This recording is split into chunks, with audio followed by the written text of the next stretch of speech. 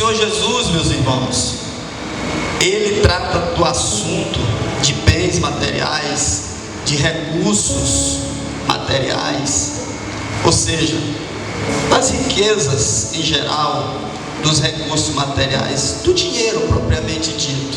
O Senhor Jesus trata deste assunto sem segredo, sem mistério. Ele trata abertamente. Ele fala como ninguém a respeito de dinheiro no Novo Testamento. De mais de 40 parábolas, um terço destas trata do assunto. Um terço das parábolas, mais de 13, cerca de 13 ou 14 parábolas do Senhor Jesus falam dos recursos materiais. Ou seja, querendo ensinar a respeito da nossa relação com as coisas daqui do mundo. E nesta parábola, ele dá um exemplo um tanto paradoxal, tanto difícil de compreender, mas que ele destaca uma coisa nesse homem, nesse administrador, de um grande comerciante, de um grande empresário da época. Ele cria essa história para transmitir uma ideia muito importante na vida do seu discípulo, porque esta parábola está dirigida, direcionada àqueles que o seguiam de perto. É aos seus discípulos que ele dá esse ensinamento e faz então um paralelo, uma comparação muito fundamental a respeito da vida cristã, da vida com Deus. E nesse relacionamento com os bens materiais, o Senhor Jesus destaca uma atitude sagaz, astuta, como ele próprio recomenda em Mateus, quando ele diz que nós devemos ser astutos como uma serpente. Prudentes, ali naquele texto, significa justamente astutos, sagazes, aquela esperteza que a serpente possui. O Senhor Jesus recomenda ao seu discípulo. E é nesse contexto da parábola do administrador infiel que a gente passa a compreender muito bem o que ele queria dizer em Mateus 10,16, quando diz que devemos ser simples como as pombas, mas prudentes, sagazes, astutos como a serpente, no que tange a nossa relação com os bens materiais. Este administrador, ele era formado na sua área, ele tinha competência, ele trabalhava inicialmente para o seu patrão de forma muito adequada, mas com o tempo ele começou a se corromper e teve atitudes que lançaram suspeitas sobre o seu trabalho, o seu caráter. E foi que então o seu senhor teve notícia de que ele estava sendo desonesto. Chegou o fim da relação, o patrão chegou para ele, deu-lhe um aviso prévio para se preparar para a demissão. Ainda foi paciente com ele, porque nesses casos de administração, quando a pessoa demonstra estar praticando corrupção, geralmente o dono, geralmente os sócios daquela empresa, imediatamente já tiram a pessoa da posição, porque não querem que o estrago seja ainda maior, não é verdade? Com relação a essas coisas, é para ontem, já tira o camarada. Mas aqui na parábola, o dono do negócio, ao que indica, um homem muito rico, pelo volume aqui dos negócios, e ele tem paciência de dar um aviso prévio para que aquele homem se prepare para a demissão. Aquele homem, reconhecendo que não tem capacidade para outro tipo de trabalho braçal, trabalho braçal, e pedir esmola, ele tem muita vergonha, ele é um homem de grande reputação na sociedade. Ele jamais cogitou um dia dele pedir esmolas. Ele então bola um plano para poder se safar daquela situação. Um plano desonesto, astuto, sagaz, que é o que significa a palavra prudente em Mateus 10,16. Ele então, sei o que eu vou fazer, minha demissão é certa, eu não sei fazer trabalho braçal, não sei cavar, e eu não quero pedir esmola, pelo amor de Deus, o que é que eu faço? E aí veio uma mente capaz como a dele, bolou o plano, vou chamar de um por um. São muitos os devedores do meu patrão, eu vou chamar de um por um. A Bíblia diz aqui, chamou de um por um, e ela dá exemplo apenas de dois. Ela cita 2 casos, mas diz que ele chamou de um por um. E então, naquela economia agrícola de Israel naqueles tempos, era trigo, era azeite, era vinho, os grandes produtos que circulavam eram os animais, enfim. Ele chama, a um ele corta pela metade, o outro ele diminui 30%, o outro 20%. Isso é um desconto exorbitante, é uma vantagem muito grande para aqueles devedores. E esses devedores eles tinham de pagar, porque naquela cultura a lei obrigava a pagar. Se não pagasse, ia preso, passava o resto da vida na cadeia. O dono, o chefe da casa morria, mas a mulher tinha de pagar com os filhos. Dívida era uma coisa muito séria. E aqueles homens então, percebendo a grande vantagem, foram lá, tá aqui, foi pagando, pagou. Todos pagaram suas dívidas com altos descontos, porque esse administrador tinha em vista se safar da situação da mendicância. Ele não queria pedir esmola, ele queria que depois que ele fosse demitido e perdesse toda a sua moral e reputação, aquelas pessoas o pudessem acolher, quem sabe como um mero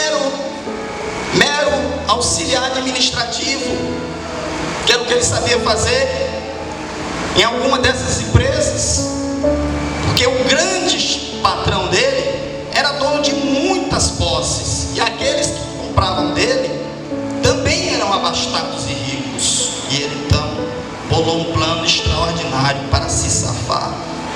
E foi o que aconteceu. Quando recebeu a demissão, ele tinha conquistado aquelas pessoas, a amizade delas, a admiração e o respeito, muito embora tenha sido por uma atitude desonesta.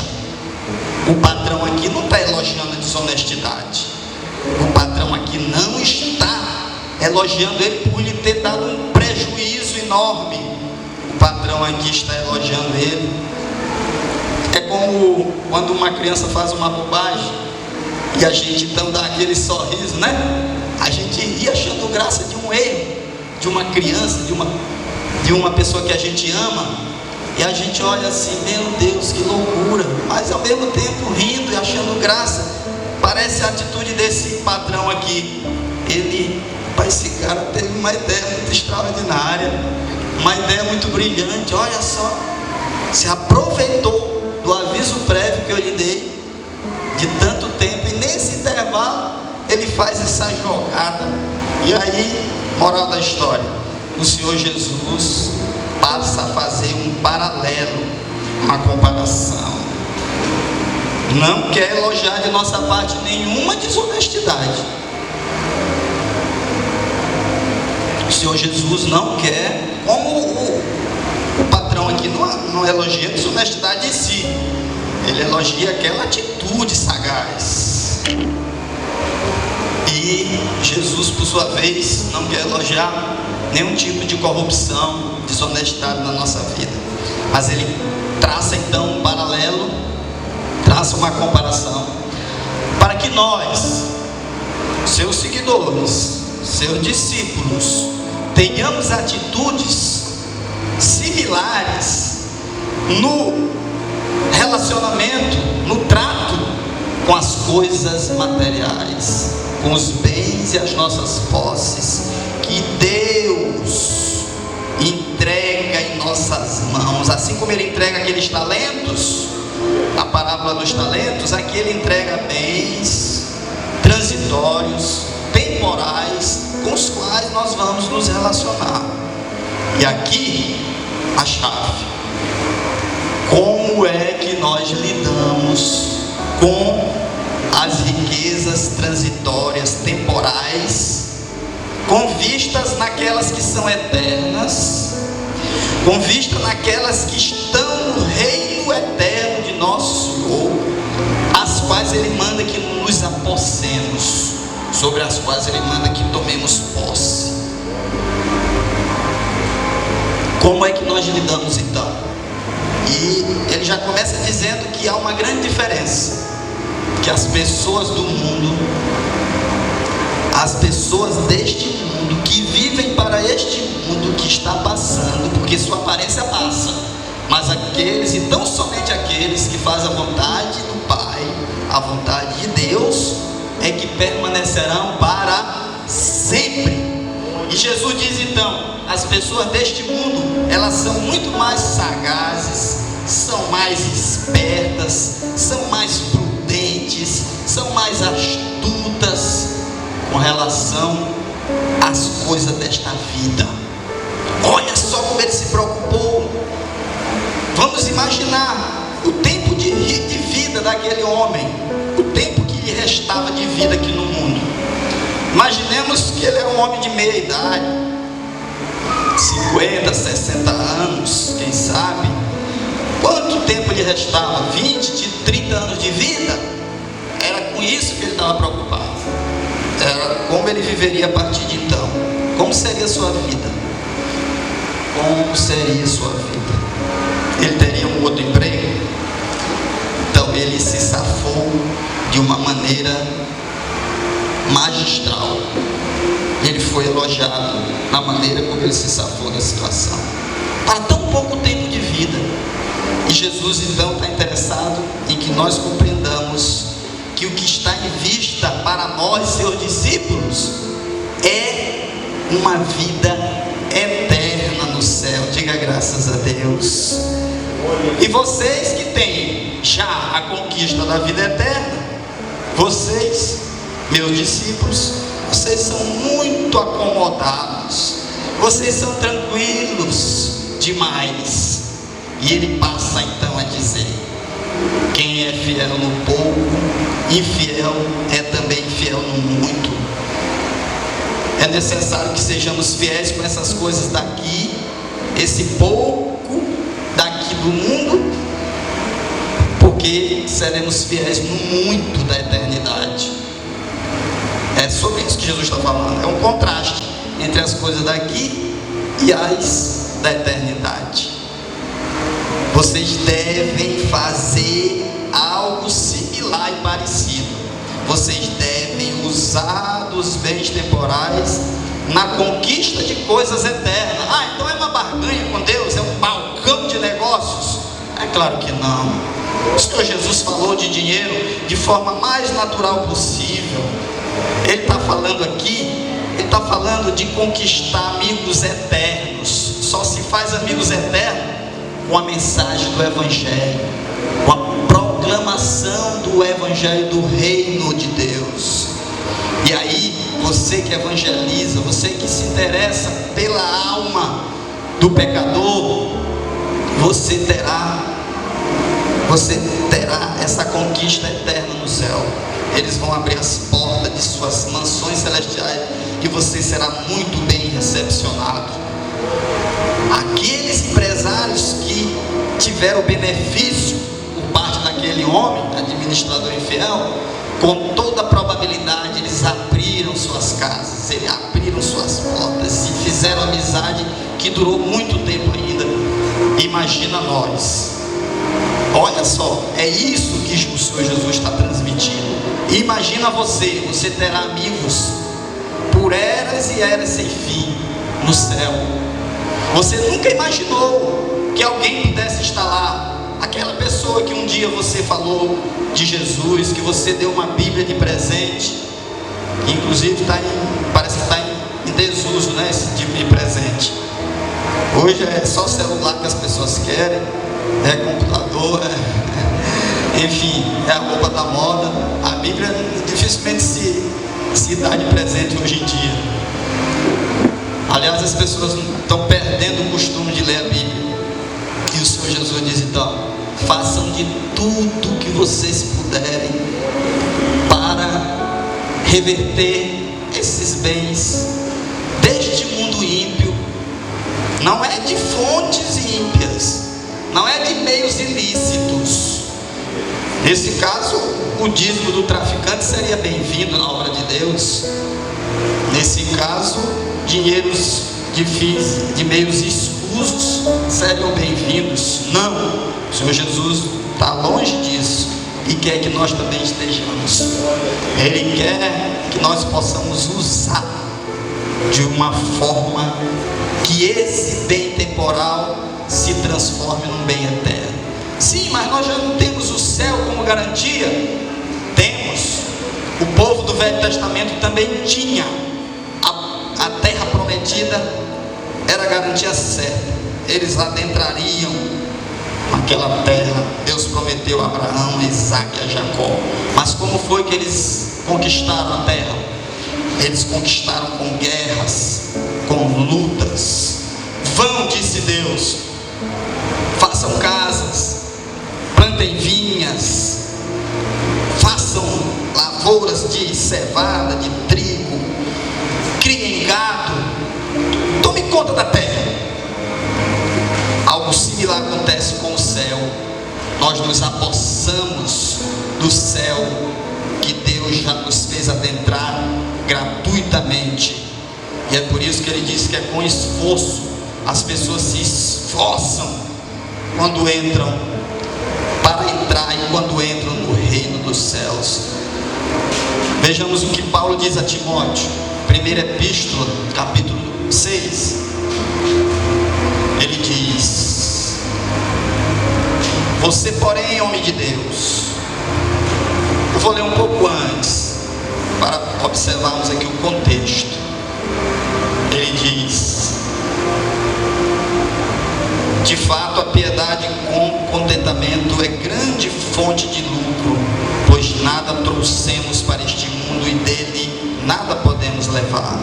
Por isso, tendo que comer e com que nos vestir, estejamos com isso satisfeitos.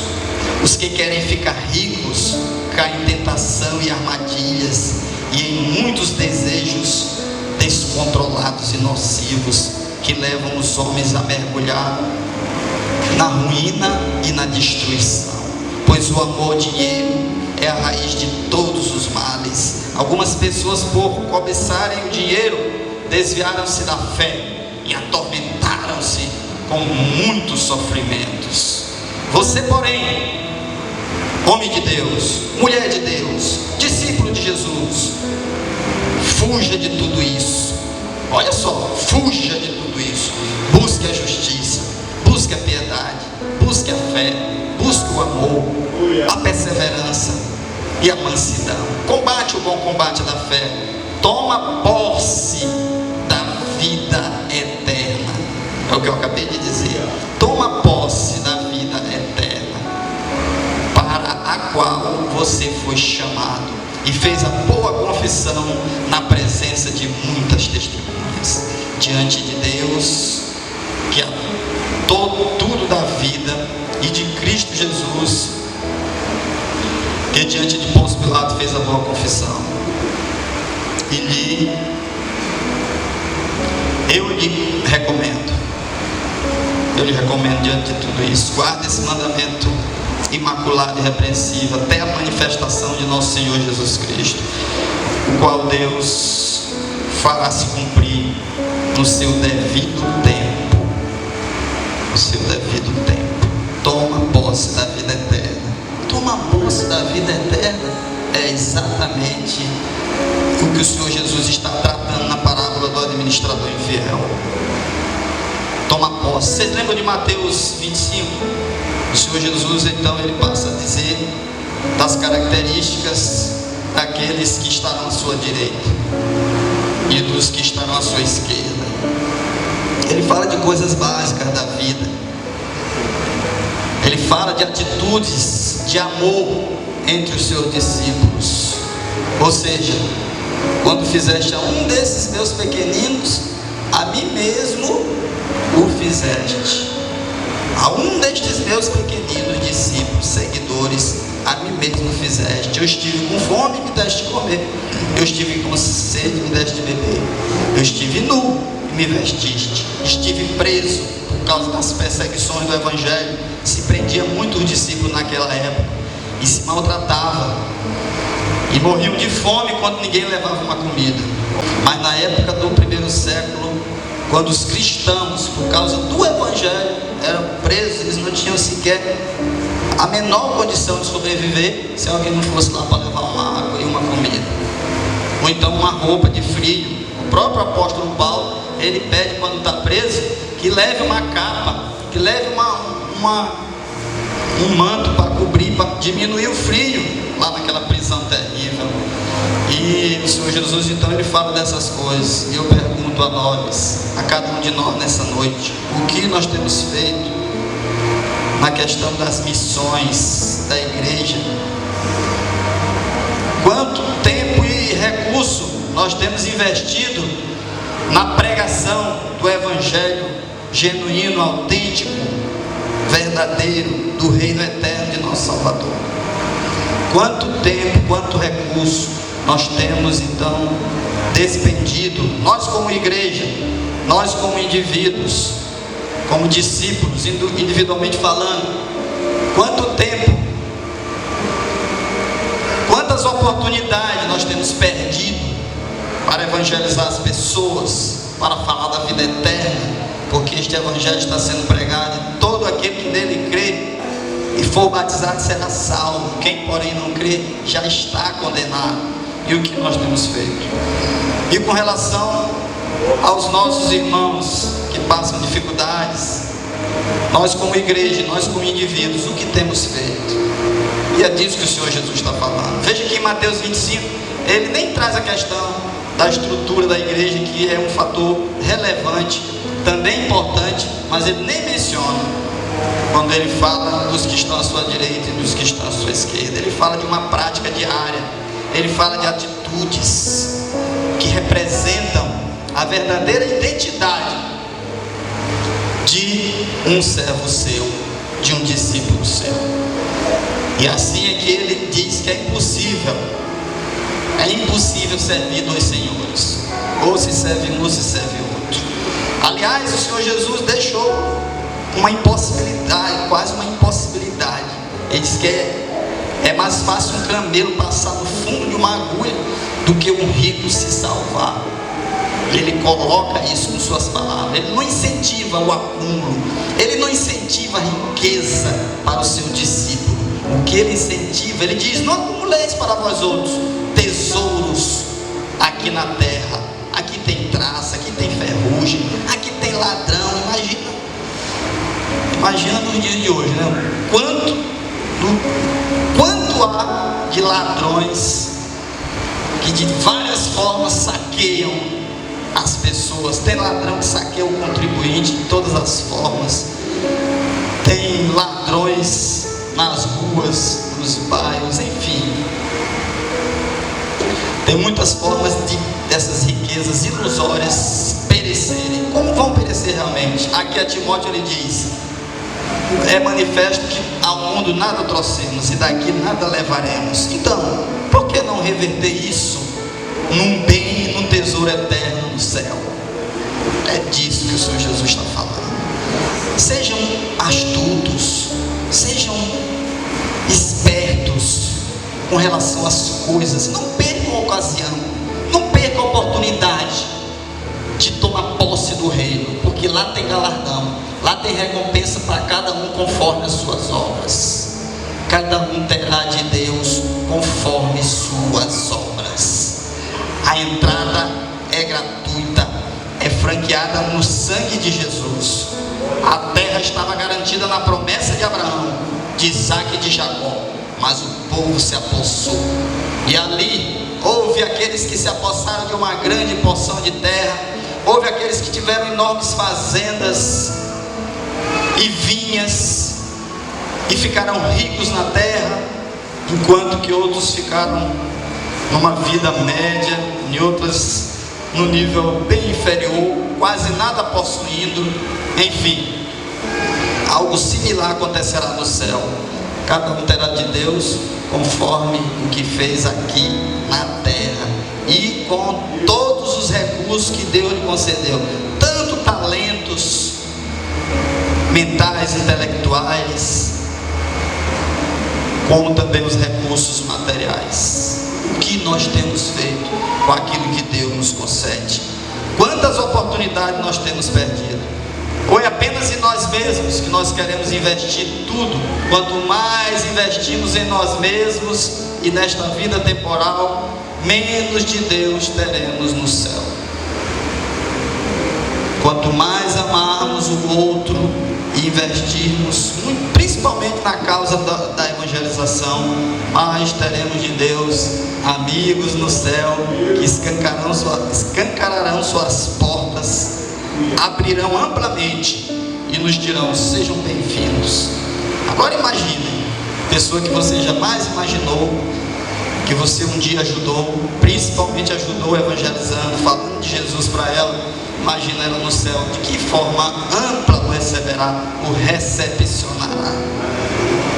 É basicamente essa comparação que Jesus faz. Vamos ser astutos mesmo, prudentes, sagazes, espertos no bom sentido, não para sermos desonestos e corruptos, mas para termos um tesouro muito maior no céu. No céu, o mundo passa, sua aparência também, os seus desejos também, mas os que fazem a vontade do Senhor permanecerão para sempre. Louvado seja Deus.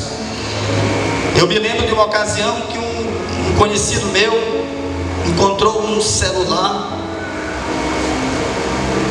e perdeu uma grande oportunidade de devolver aquele aparelho. As pessoas ligavam e desligavam o aparelho, para não ter que se comprometer em devolver aquele aparelho. Estava no Banco do Brasil, lá naquelas, parecido com isso aqui, ó, naqueles vidros lá, aquelas bancadas. E a pessoa perdeu uma oportunidade de fazer um grande bem. E será que nós não temos perdido oportunidades similares de fazer um bem ainda maior do que devolver um celular, mas devolver, pelo poder do Evangelho, uma correta relação com Deus para o nosso amigo, nossos vizinho, colega de trabalho, de faculdade? O que falta para nós? Proclamarmos o Evangelho do Reino. Falta convicção? O que falta? Falta ousadia, coragem espiritual? Peçamos, pois, a Deus, e com certeza Ele vai nos capacitar. Amém? Ele vai nos capacitar. Então, há muito que tomar posse no reino de Deus, e só se toma posse assim, meus irmãos, assim, fazendo uma atitude, fazendo uma ação qualquer que venha manifestar a glória do nosso Salvador. E assim nós teremos aquilo que vai durar para sempre, as verdadeiras riquezas que serão eternamente nossas. Depois que a pessoa tiver de posse do seu galardão, ninguém mais lhe tomará. Aqui o Apocalipse diz: toma cuidado para que ninguém tome o teu galardão. Aqui ainda tem essa possibilidade, não é, pastor? Aqui ainda tem essa possibilidade, porque o Apocalipse fala: toma cuidado para que ninguém tome o teu galardão, a tua recompensa no céu. Como é que isso acontece? É que você deixa de fazer, vem outro no seu lugar e faz. E assim quem vai ser recompensado é quem faz no seu lugar. Mas no céu cada um terá uma posse eterna, um bem eterno. Ninguém mais vai tomar. Ninguém. Os apóstolos do Senhor, os profetas que já estão lá, quem vai lhe tomar? Quem pode? Não tem mais como tomar. Então o tesouro verdadeiro é o do céu. E aqui a gente fica correndo esse risco. Por isso o Senhor Jesus diz: sejam sagazes, sejam astutos, sejam como a serpente, saibam lidar com as coisas materiais e reproduzam o bem eterno no céu para vocês. Isso não é barganha, isso não é negócios da fé. Se quiser chamar, pode até chamar, mas espécie de negócio com Deus. Não pelo bem em si, não pelas ruas de ouro de Jerusalém, não pelos muros de pedras preciosas, não pelo mar de cristal, mas por aquele que tudo isso tornou possível, o nosso Senhor e Salvador Jesus Cristo. Se alguém quer ir para o céu porque quer escapar do inferno, está com o motivo errado. Se alguém quer ir para o céu porque quer andar nas ruas de ouro, sem nenhum buraco, como a de São Luís, aí é uma coisa, está com motivação errada. Tem que ir para o céu porque Jesus está lá, e já de braços abertos, esperando cada um de nós quando ali chegar. E além de Jesus, milhões de milhões, inumeráveis como a areia, os grãos de areia do mar, uma multidão inumerável estará lá, e muitos dessa multidão terão sido alcançados pelo Ministério Palavra da Vida, pelo evangelismo individual que você fez e até esqueceu, pela Bíblia que você presenteou, aquele livro bom, que fala a verdade, que examina as Escrituras e tenta pelo menos explicá-la corretamente. Enfim, há muitas formas de nos apossarmos do reino eterno do nosso Senhor, e assim estejamos à vontade. Vamos fazer tudo que for possível, em tempo e fora de tempo, como é o conselho de Timóteo aqui. Deixa de paixão por dinheiro, um amor desenfreado por coisas materiais. A tendência é pensarmos muito mais em nós do que no outro. É normal, mas não é espiritual. O que é normal não é sempre espiritual. Então, sejamos espirituais. Sejamos o que o Senhor Jesus quer que sejamos, e assim nós seremos felizes para sempre. Amém? Deus nos abençoe, Deus nos fortaleça, renove a nossa confiança nos seus propósitos eternos. Aquele que crê em mim já tem a vida eterna. A vida eterna já começou, já é para ser desfrutada, já é para ser apossada. Por isso ele diz a Timóteo: toma posse da vida eterna, toma posse da vida eterna, toma posse agora, não é depois que eu morrer. A vida eterna já é uma realidade, amém? É por isso que nós somos felizes, independente de circunstâncias. É por isso que nós confiamos em Deus, independente de situações, porque nós já temos a vida eterna, já estamos nela. Estamos esperando mais nada, a não ser a plenitude dessa vida eterna, mas ela já é uma realidade. Amém, irmãos? Deus nos abençoe rica e amplamente, em nome do nosso Senhor Jesus Cristo.